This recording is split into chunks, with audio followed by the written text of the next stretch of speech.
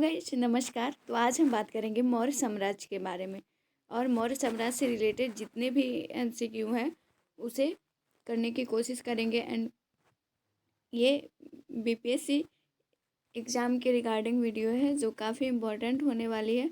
And इससे ना interesting ये है कि ये मौर्य साम्राज्य ऑल ओवर इंडिया में जितने भी एग्ज़ाम्स होते हैं उससे क्वेश्चंस पूछे जाते हैं। तो पहला हमारा क्वेश्चन है मौर्य साम्राज्य का संस्थापक था, तो इसका तो चंद्रगुप्त मौर्य हो जाएंगे। एंड दूसरी क्वेश्चन मौर्य साम्राज्य की राजधानी थी, तो ये हो जाएगा राजगिरी। चंद्रगुप्त मौर्य ने मगध की सत्ता किसकी सहायता से प्राप्त की, तो ये चाणक्य जिसे विष्णुगुप्त या फिर कौटिल्य भी कहा जाता है। मौर्य साम्राज्य की स्थापना हुई, तो इसका आंसर 320 ईसा पूर्व हो जाएगा। यूनानी दूत मेगास्थनीज किसके दरबार में पाटलिपुत्र आया था, तो ये हो जाएगा चंद्रगुप्त मौर्य। मेगास्थनीज का पाटलिपुत्र में आगमन कब हुआ था, तो 315 ईस्वी में। चंद्रगुप्त मौर्य के दरबार में मेगास्थनीज को भेजने वाला शासक था, तो ये हो जाएगा सेल्यूकस। किस शासक के शासनकाल के समय मगध पर 12 वर्षों का भीषण अकाल पड़ा था, तो ये हो जाएगा चंद्रगुप्त मौर्य। एंड अगला स्लाइड अब हम देखेंगे क्वेश्चंस की। चंद्रगुप्त मौर्य का प्रधानमंत्री कौन था, तो ये चाणक्य हो जाएंगे। इस क्वेश्चन का आंसर चाणक्य होगा। अगला क्वेश्चन है किससे मुक्ति दिलाने के कारण चंद्रगुप्त मौर्य को भारत का मुक्तिदाता कहा जाता है, तो ये हो जाएगा बी यानी कि यूनानियों से। अगला क्वेश्चन है वह स्रोत जिसमें पाटलिपुत्र के शासन का वर्णन मिलता है, तो ये हो जाएगा अर्थशास्त्र। जो चंद्रगुप्त मौर्य के जो प्रधानमंत्री थे चाणक्य, उन्होंने लिखा था, जो राजनीति से रिलेटेड था। सॉरी, इसका आंसर इंडिका होगा, जो मेगास्थनीज के द्वारा लिखा गया था। नंद वंश के पश्चात मगध पर किस राजवंश ने शासन किया, तो हो जाएगा मौर्य। मेगास्थनीज की पुस्तक का नाम क्या था, तो ये इंडिका। अर्थशास्त्र के लेखक थे कौटिल्य का अन्य नाम है चाणक्य और विष्णुगुप्त। ये बहुत सारे क्वेश्चंस में इसके पूछे जाते हैं। चाणक्य के नाम दे दिए जाते हैं और उनके अन्य नाम के साथ भी क्वेश्चंस पूछे जाते हैं। पाटलिपुत्र की शासन व्यवस्था का विस्तृत वर्णन किस विदेशी यात्री के वृत्तांत में मिलती है, तो ये हो जाएगा मेगास्थनीज। चंद्रगुप्त मौर्य के उपरांत मौर्य साम्राज्य का शासक कौन बना, तो ये हो जाएगा बिंदुसार, जो चंद्रगुप्त मौर्य का बेटा था। अगला क्वेश्चन है किस मौर्य शासक के दरबार में आजीवक भविष्यवक्ता पिंगलवत्स रहता था, तो ये आंसर हो जाएगा बिंदुसार। पिंगलवत्स ने अशोक के बारे में भविष्यवाणी की थी कि वह महान राजा बनेगा। अशोक द्वारा अपने पड़ोसियों के साथ मैत्रीपूर्ण संबंधों का उल्लेख मिलता है, तो इसका आंसर हो जाएगा सी शिलालेख 13 में। अगले स्लाइड में हम क्वेश्चंस देखेंगे।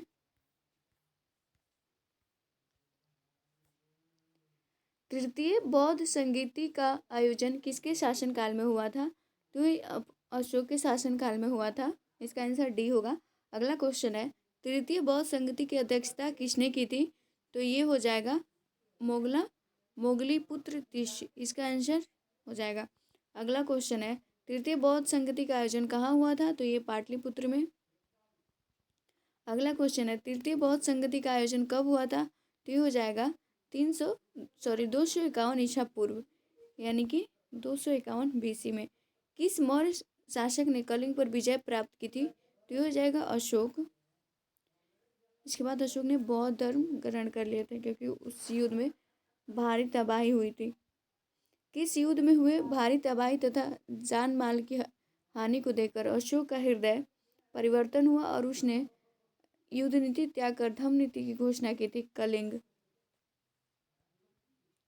अशोक का धर्म था नैतिक आचार संहिता, प्रशासनिक संहिता या फिर युद्ध संहिता, तो ये हो जाएगा नैतिक आचार संहिता इसका आंसर। अगला क्वेश्चन है मौर्य साम्राज्य का केंद्रीय न्यायालय कहाँ था, तो इसका आंसर हो जाएगा पाटलिपुत्र में। अगला क्वेश्चन है, अशोक ने अपने धम्म यात्रा के वृत्तांत के धम्म यात्रा के अंतर्गत सर्वप्रथम किस जगह की यात्रा की? तो इसका आंसर हो जाएगा सी, बोध गया। अशोक ने अपने धम्म यात्रा के अंतर्गत बोध गया की यात्रा अपने राजाभिषेक के किस वर्ष में की थी? तो ये हो जाएगा बी, 10वें वर्ष में। एंड अब अगले स्लाइड में अगला क्वेश्चन देखते हैं।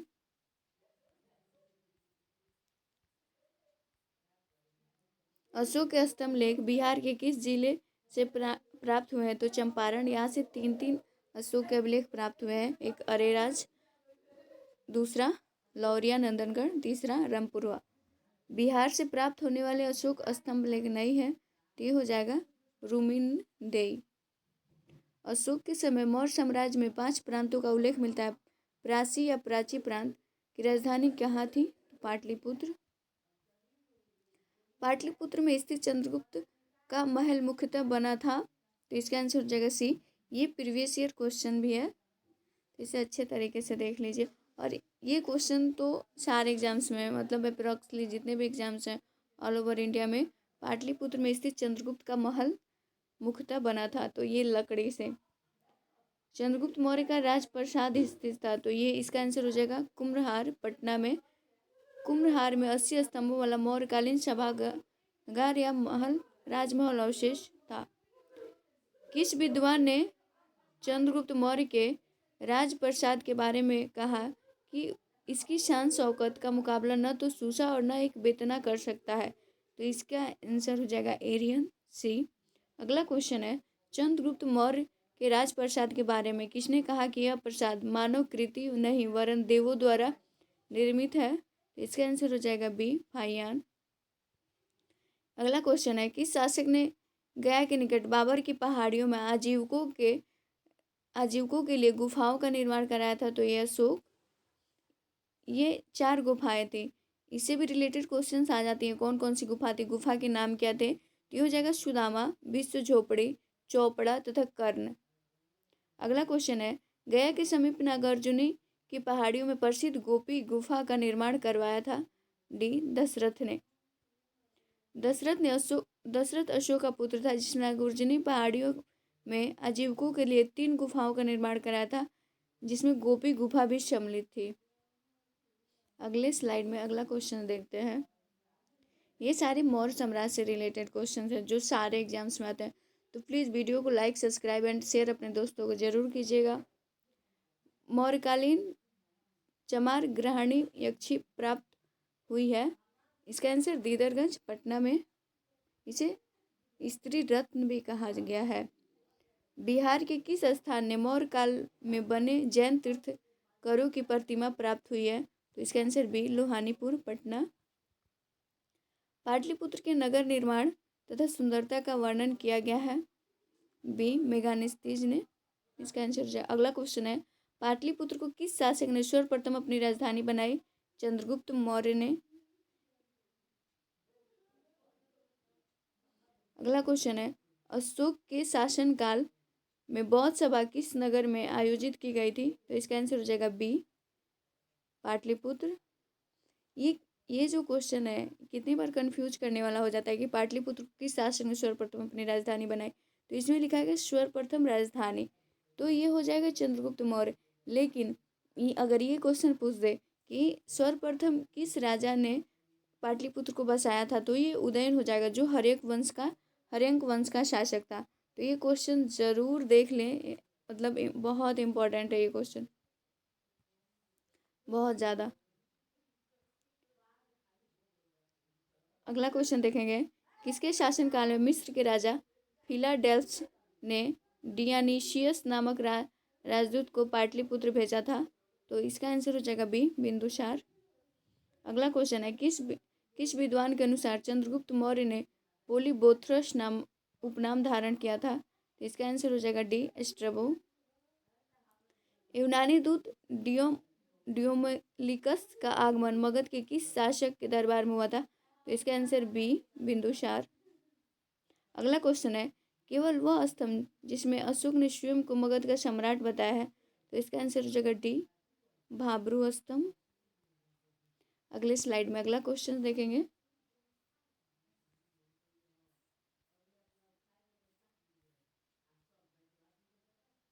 बाबर की गुफाओं का किसने आश्रय गृह के रूप में रूप लिया था? तो इसका आंसर हो जाएगा ये आजीविकों ने। बराबर की गुफाएं, बाबर की नहीं, एक बार। अशोक की राजधानी कहाँ थी? तो ये हो जाएंगे ये पाटलिपुत्र। मौर्य काल में पाटलिपुत्र का प्रशासन 30 नागरिकों की सभा संचालित करती थी, जो 5 सदस्यों की 6 समितियों में संगठित। यह किसका है? ये हो जाएगा सी, मेगानेस्तीस का। यह कथन किसका है? तो मेगानेस्तीस। अगला क्वेश्चन है, मौर्य प्रशासन के संबंध में कौन सा कथन सही है? तो इसका आंसर हो जाएगा डी, उपरोक्त में सभी। यह केंद्रीकृत करों का बोझ अधिक था, प्रशासन तंत्र कठोर था। अशोक के संबंध में कौन सा कथन सही है? अशोक उसने धम्म विजय की नीति अपनाई, ये भी सही। उसने विदेशों से संबंध स्थापित किए, उसने प्रजाहित और कल्याण के उपाय भी बताए, जो उसके अभिलेखों में देखने को मिलता है। तो इसका आंसर डी हो जाएगा। अगला क्वेश्चन है, देवनामपीय के नाम से किस शासक ने अपने आप को संबोधित किया है? ये हो जाएगा अशोक। देवनामपीय मतलब होता है कि जो देवों को प्रिय हो। धम्म महामात के कार्य क्या थे? तो इसका आंसर हो जाएगा डी, उपरोक्त में समय। धम्म नीति या क्रियान्वयन, लोगों के बीच दान वितरण, जन कल्याण के उपाय। मौर्यकालीन प्रशासन के राजू कौन थे? तो इसका आंसर हो जाएगा डी, उपयुक्त में से कोई नहीं था, क्योंकि न्यायिक अधिकारी भी नहीं था, सैन्य अधिकारी भी नहीं था, कर वसूलने के अधिकारी भी नहीं थे। अगला क्वेश्चन है, मौर्यकालीन विद्वानों में किन का नाम आता है? तो ये हो जाएगा एक तो कौटिल्य। अगले स्लाइड में देखते हैं इसका पूरा। इसका आंसर तीन हो जाएगा, तीनों, यानी कि कौटिल्य भी थे, पाणि भी थे। मौर्यकालीन स्थापत्य के सुंदर उदाहरण थे। इसका आंसर होगा बी, 1, 2, 3। ये हो जाएगा पाटलिपुत्र स्थित राजप्रसाद के अवशेष, दीदारगंज की यक्षी, बराबर की गुफाएं। अशोक की धम्म नीति की जानकारी मिलती है, तो इसका आंसर हो जाएगा डी, उपयुक्त में सभी। द्वितीय स्तंभलेख में 7वें द्वादश शिलालेख से। अशोक के किस अभिलेख में दान और धम्म दान के अंतर को स्पष्ट किया गया है? तो ये हो जाएगा 9वें शिलालेख में। मौर्य साम्राज्य के पतन का कौन सा कारण शामिल नहीं है? इसमें सी हो जाएगा, आर्थिक संकट नहीं थी उसमें। अब हम देखेंगे मौर्योत्तर काल के। तो मैंने मौर्य साम्राज्य से रिलेटेड 659 क्वेश्चंस बताई हूँ, जो सारे एग्जाम से इम्पोर्टेंट है, लेकिन ये बीपीएससी के रिगार्डिंग वेरी वेरी इंपॉर्टेंट है। तो प्लीज़ वीडियो को लाइक, सब्सक्राइब एंड शेयर ज़रूर कीजिए और पूरी वीडियो ज़रूर देखिए। अब हम बात करेंगे मौर्योत्तर बिहार से रिलेटेड क्वेश्चंस की, जो काफ़ी इंपॉर्टेंट होने वाले हैं। तो अगला क्वेश्चन है, मौर्य साम्राज्य के उपरांत मगध पर किस वंश का शासन स्थापित हुआ? तो यह शुंग वंश। शुंग वंश का शासनकाल 185 ईसा पूर्व से 75 ईसा पूर्व तक रहा था।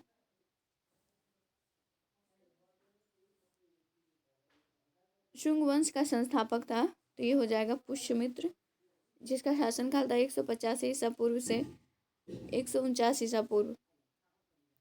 किस शुंग शासक ने पाटलिपुत्र में स्थित कुकुट राम विहार में 3 बार नष्ट करवाने का प्रयत्न किया? तो इसका आंसर सी हो जाएगा। पुष्यमित्र ने ब्राह्मण धर्म का पुनरुद्धार तथा बौद्धों के साथ उत्पीड़क और आक्रामक व्यवहार किया। अगला क्वेश्चन है अगले स्लाइड में।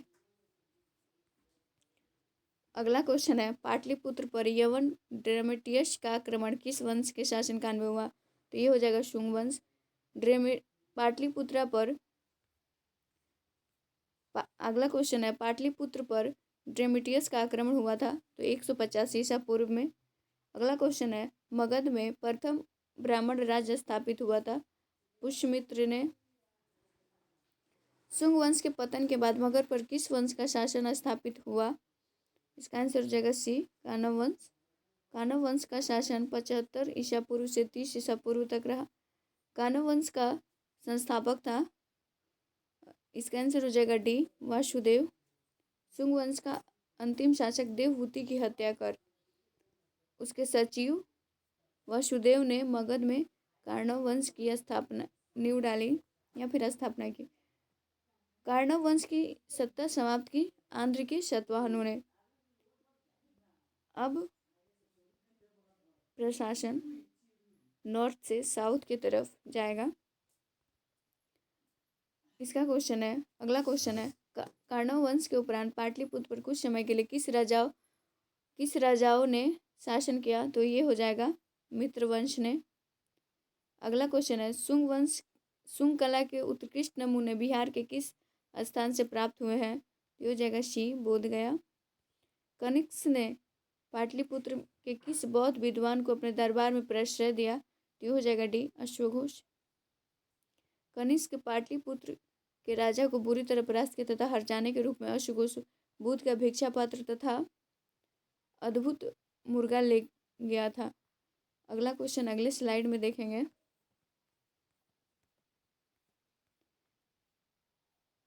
मगध पर अगला क्वेश्चन है, मगध पर शासन करने वाला राजा के सही कर्म क्या है?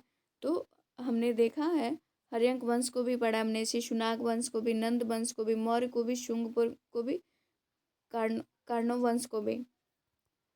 शुंग वंश की राजधानी थी, इसका आंसर हो जाएगा डी, पाटलिपुत्र। कार्णव वंश की राजधानी थी, इसका आंसर बी, पाटलिपुत्र। अगला क्वेश्चन है, कलिंग शासक खारवेल ने मगध पर आक्रमण किया था, तो ये हो जाएगा 1ली शताब्दी के ईसा पूर्व के अंत में। इसके बाद से हम एडी जितने भी सन पढ़ेंगे वो एडी में होगा, यानी कि बीसी बीत गया, ईसा पूर्व बीत चुका है, अब हम ईस्वी में पढ़ेंगे। कलिंग नरेश खारवेल ने कहाँ से कीमती उपहार प्राप्त किए थे? तो इसका आंसर अंग एवं मगध हो जाएगा। उपहारों में जिनकी प्रतिमा तथा पद चिन्ह शामिल थे।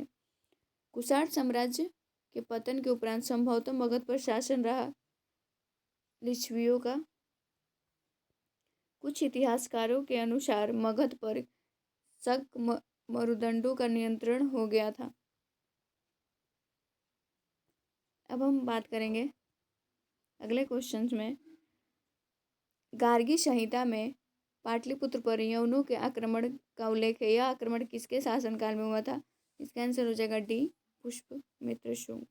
सुप्रसिद्ध बौद्ध विद्वान अश्वघोष के प्रश्रय देने वाला शासक था, इसका आंसर बी, कनिष्क। अगला क्वेश्चन अगले स्लाइड में देखेंगे। तो आज की वीडियो इतना ही तक रहेगी। गार्गी संहिता मतलब मौर्योत्तर काल तक ही आज के क्वेश्चंस रहेंगे। एंड आज मैंने अप्रॉक्सली कम से 80 क्वेश्चन कवर करने की कोशिश की हूँ आज की वीडियो में, जो 20 मिनट की वीडियो है। तो प्लीज़ गाइज वीडियो को लाइक, सब्सक्राइब एंड शेयर ज़रूर करें। Thank you so much. ज़्यादा से ज़्यादा वीडियो को शेयर करें एंड सब्सक्राइब करें। Thank you so much.